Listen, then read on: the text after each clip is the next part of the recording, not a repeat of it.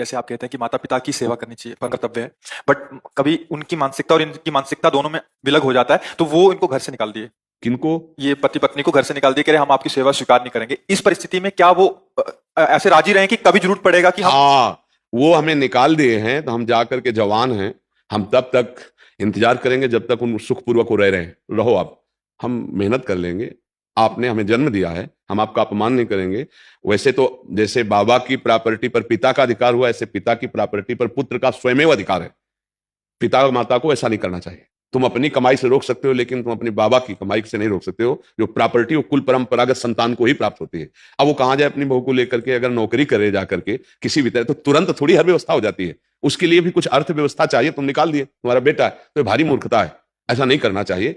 ठीक है, आपने हमें निकाल दिया है तो हम उस कष्ट को सहते हुए, लेकिन अगर हमें कान में कभी सुनने को मिला कि आप सैया पर पड़े तड़प रहे हैं, तो हम वो सब भूलकर फिर पुनः आपकी सेवा में आ जाएंगे।